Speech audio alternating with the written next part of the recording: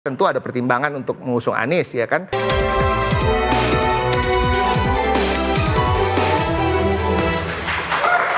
Baik, langsung saja Bang Ruli, lanjut. Ya, jadi putusan MK ya, pertama saya melihat MK punya pendirian bahwa terpenuhinya batas usia itu adalah sejak pendaftaran. Saya kira itu mundur di tahun 2010 ketika PKPU 13 2010 secara jelas menyatakan terhitung terpenuhinya itu adalah sejak pendaftaran ya. Dan itu sebetulnya 2020 sudah berbeda sejak penetapan. Nah, perdebatan itu sebetulnya dalam pendirian MK ya, dia harus merujuk pada putusan terdahulu yang pernah melakukan penemuan hukum, Rex Finding. Kenapa? Karena tidak ada literatur yang menegaskan risalah-risalah bahwa sejak kapan itu ada dalam pembentukan pasal 7 ayat 2 huruf E. Sedangkan Mahkamah Agung sudah melakukan penemuan hukum.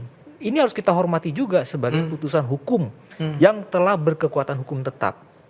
Ya kan? Sudah dimuat dalam berita negara.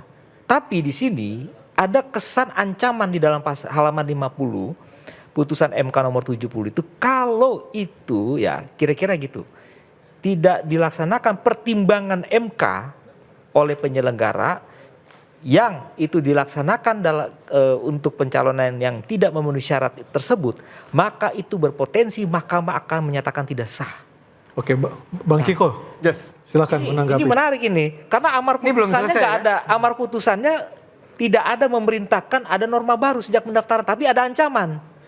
Di dalam pertimbangan yang kita pakai orang hukum adalah amar putusan. Oke, silakan Bang Ciko. Jadi pertanyaannya sekarang kita sedang membahas problematika dari pengambilan keputusan ini, atau kita sedang membahas bahwa putusan MK ini berlaku atau tidak. Itu aja. Bagi kami di PD Perjuangan itu, dan bagi masyarakat umum, ya saya rasa juga itu yang ingin mereka tahu. Ya, putusan MK ini sekarang ini berlaku nggak? Itu aja. Dan habis yang Kan diputuskan kita oleh DPR. mengakui nggak? Oke, Sorry, ini pertanyaan kepada ahli hukum tata negara. Apakah putusan MK itu berlaku? Saya berpendapat putusan MK hari ini Pak yang nomor 70 tidak berlaku, tidak mempunyai kekuatan hukum karena tidak ada amar putusannya memerintahkan dalam berita negara. Tidak ada penambahan frase tadi berlaku atau terpenuhi sejak pendaftaran itu dalam amar putusan. Saya meyakini ya, dalam sistematika putusan itu harusnya amar putusan yang dieksekusi, yang mengikat kepada seluruh warga negara Oke, masyarakat. sekarang kalau KPU tidak melaksanakan putusan itu, Ya itu terserah. Saya berpendirian secara hukum ya. Kita bicara secara hukum. secara hukum, Pasal 81. asal hukum ini kan hukum Pegangan, ini loh. ya, sebentar. Pengertian hukum adalah gini, Mas ada Ciko. sanksi, ya kan kalau ada hukum berarti ada sanksi dong. Begini, Nah. rujukannya gini, amar putusan kenapa itu bisa mengikat kepada seluruh warga masyarakat? Karena dia kalau dikabulkan, dia menambah satu norma baru, alternatif berarti ya. Sejak kapan? Yaitu sejak pendaftaran. Maka amar berikutnya itu memerintahkan untuk dimuat dalam berita negara. Ini nggak ada. Ini nggak ada. Itu pasal 81 Undang-Undang nomor 12 tahun 2011 pengundangan. Pengundangan. Cuman ada 4 kategori. 1 dimuat dalam lembaran negara, berita negara, lembaran daerah, berita daerah. Tolong ini harus dicermati baik-baik. Ya, Ini berarti masalah kan hukum. ini sekarang tinggal KPU bagaimana menginterpretasikan ini, ya kan? Apakah ingin mendengarkan apa yang disampaikan barusan? Apa mereka ingin mendengarkan apa yang Tapi disampaikan? KPU tadi sudah mengatakan akan mengikuti putusan dari MK, Mahkamah Udah, case Konstitusi. close, berarti kita Oke. nggak usah bicarakan lagi. jadi Bang Ciko, Kita ingin PDIP membicarakan problematikanya. Ya. Jadi buat kami adalah Udah selesai. udah selesai. Oke, ya kan? berarti Bang Ciko PDIP akan mengarah sederhana siapa nanti? sebetulnya. Sebentar, akan mengarah siapa nanti ke KPU untuk Pilkada DKI? Kami belum Katanya mau diarak rame-rame. Kami belum memutuskan karena satu hal ya, Besok. khususnya untuk DKI Jakarta. 23. Itu Tinggal 5 hari loh, kita Bang. punya kader internal yang sangat mumpuni, sangat punya rekam jejak yang bagus. Ada nama Pak Ahok, ada nama Pak Jarot, ada nama Prastio Edi Marsudi, Ketua DPRD, ada nama Mas Hendrar Prihardi. Anies nggak, ya kan? Anies? Rano Ya kan? Karno. Untuk kader dari luar partai tentu ada pertimbangan untuk mengusung Anies, ya kan, salah satunya. Kita masih banyak waktu juga, tanggal 27 ini masih. Kemarin Bang Masinton Tanggal mengatakan 27 pun akan kita masih mengantarkan bisa. Anies tanggal 28 27. pun masih bisa daftar tanggal 29, kan itu intinya. Jadi belum tentu Anies juga.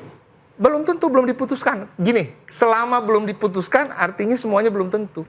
Itu aja. Dan bukan hanya terkait Jakarta, semua daerah juga begitu. Baik Bang Ray, silakan tadi. Yang mana tadi itu? Siapa menurut Bang Rey kan? Karena topiknya udah ganti soalnya. Oh saya mau ini, kan pada intinya itu adalah, kalau soal hukum ini kan soal uji menguji aja. Mau tafsirnya kemana-mana pun kalau nggak ada alat legalitasnya ya sudah selesai. Itu tafsir biasa. Biasa itu di dalam hukum kan.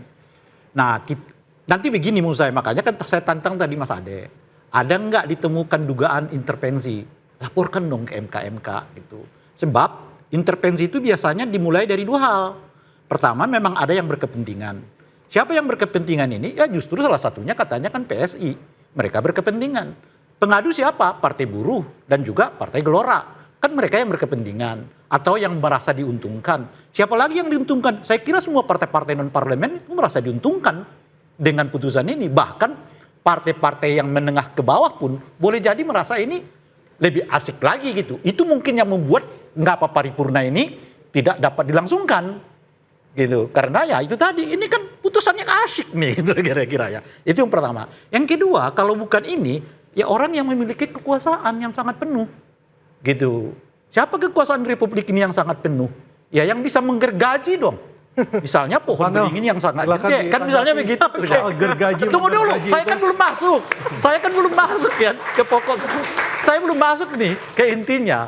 Lalu apa gitu? Nah, kalau kemudian KPU manut pada putusan 70, dianggap itu nggak tepat, diuji lagi.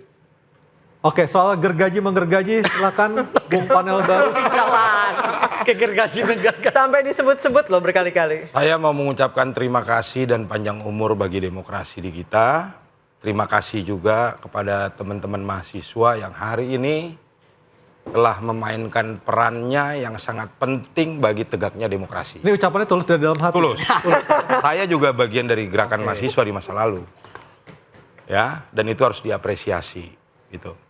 Dan fakta dinamika di demokrasi di negara kita ternyata berjalan, ya, tidak mati seperti yang diyakini oleh Ray Rangkuti gitu ya. Ternyata hidup demokrasi di kita. Itulah dan hari pentingnya, ini, sebentar dulu dong. ada Ray Rangkuti, ada mahasiswa, supaya kau bisa mengatakan demokrasi kita ini ada. Kalau Ray Rangkuti nggak ada, mahasiswa nggak ada, demokrasi itu tandanya demokrasi kita sudah tidak ada. Oke, Bang Panel Selesaikan dulu. Dan saya pikir tidak bisa juga semua urusan dikait-kaitkan dengan ini adalah cawe-cawe kekuasaan, berfantasi liar, ini ada cawe-cawe Jokowi gitu ya. Sehingga apapun yang diputuskan hari ini ya, yang kemudian nanti akan berlaku menjadi aturan main, kita harus menghormatinya. Dan kemenangan teman-teman mahasiswa saya pikir kemenangan kecil hari ini harus dinikmati ya.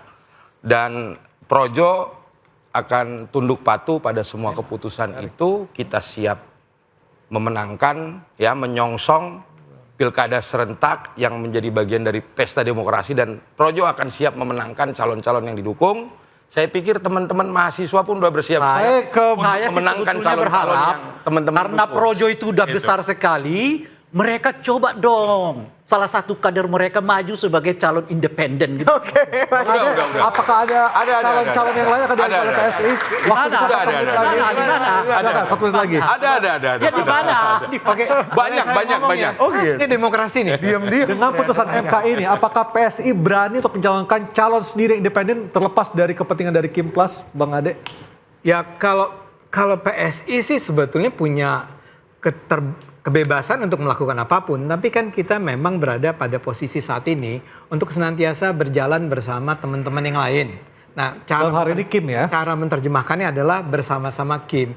Kita sama sekali nggak punya tuduhan apapun ya tentang keputusan MK ini. Kami hanya menganggap keputusannya agak aneh tadi ya. Tapi kalau ini akan dijalankan, nggak akanlah PSI jalan kemana-mana bilang demokrasi sudah mati gitu ya. Nggak pernah begitu kita. Kita jalankan aja. Nggak apa-apa kalau sekarang 7,5%, mudah-mudahan nanti pemilihan presiden juga 7,5%. Kalau ternyata Mas Kaisang nggak bisa maju, ya kita juga nggak pernah ngomongin. Harus patuh hukum. Kita patuh hukum kok. Oke. Baik, terima kasih banyak Bang Ade, Bang Panel, Bang Rey, Mas Ruli telah bergabung bersama kami di interupsi 5 hari jelang pendaftaran pilkada serentak.